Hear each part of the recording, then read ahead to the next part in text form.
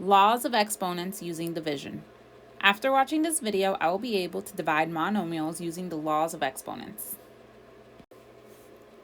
So here we have laws of exponents, and we're dividing two expressions, and we can basically expand our powers. So we have x to the fifth power, and we can write that as 5x's being multiplied together over x to the second power, which is the same thing as 2x's being multiplied together. So we end up with this expanded form. So now we can actually do division. So x divided by x, when we have something, so if we have 4 divided by 4, this is equal to 1. If we have a divided by a, this is equal to 1. So here we have 1x divided by 1x, that is equal to 1. Another 1x divided by 1x, that is also equal to 1. We're left with 3 x's on the numerator. So if we can write that in form of power, 3 x's, x to the power of 3 over 1. But whenever we have whole numbers, we usually don't write the 1 on the bottom. So really, this is x to the third power. Now we can do the same thing with my other example. So we have 2 x's on top, 4 x's on the bottom. So here we have, I meant 5 x's. So here we have 1x divided by 1x, so that leaves me 1. 1x divided by 1x, that gives me 1. So there's nothing left on the top, just the number 1, because 1 times 1 gives me 1. So we're just left with the number 1. And then on the bottom, we have 3 x's left, so I can write that as a power. So my numerator is 1. My denominator is x to the third power. Now, if we actually have an expression, we actually don't want to go ahead and expand all of them. So what happened? So here, we ended up with 3 after we have exponents of 5 and 2. So if you're dividing, we would subtract because 5 minus 2 gives me 3. So here is your exponent rules for dividing exponent explained. We are subtracting our exponents when we divide our numbers together. And again, this only works for same base.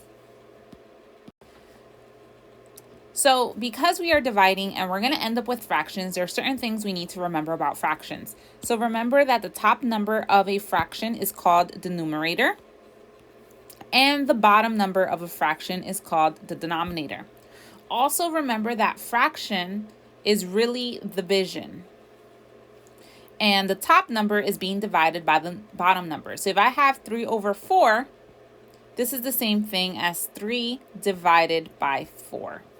Another important thing to remember is what happens when we have a negative on a fraction. So we can have that negative symbol on the numerator. We can have that negative symbol on the denominator. Or we can just have it kind of in the middle, hanging out right before our fraction. This all means the same thing. However, a very common mistake is for students to think -3, -4 is the same thing as -3 over 4. This is false. Not true. If you have two negatives, think about it. A fraction is really division, so we have a negative divided by a negative, and that would give me a positive number. So if we have two negatives, this just means a positive fraction. So let's apply these properties to do a problem. Remember, our numbers we still deal with them the same way. So our coefficients here, 3 divided by -2, I can't actually do that division. There is nothing to simplify because that would give me a fraction. So I'm just going to leave it as an improper fraction. And now I'm going to do my n. So even though there is no exponent on the bottom, that means that the exponent is 1. So I will subtract my exponents. 4 minus 1 gives me a positive 3. So n is equal to 3. And then that's it. So I'm going to do my coefficients first. 2 over 4. So if I told you 2 divided by 4, you would be able to simplify this into 1/2. So I'm simplifying the fraction, just dealing with the numbers first. And now I'm going to do my r's. So my r's are, I have 1 r on top, 4 r's on the bottom. Because the bottom has the bigger exponent, I will keep my r on the bottom part. And then, what is 4 minus 1? Well, that gives me 3.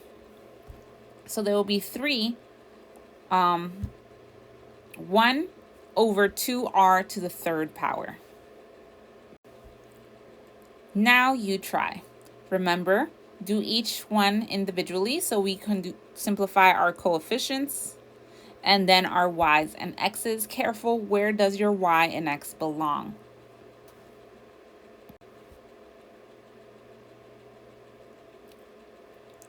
Okay, so I'm going to simplify my numbers. So -4 over -2. This is the same thing as -4 divided by -2. So that's going to give me 2.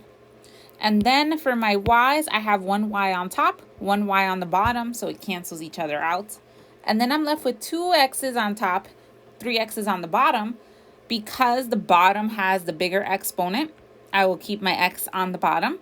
And then 3 minus 2 is actually equal to 1. I don't need to write exponent 1. So my correct answer is A.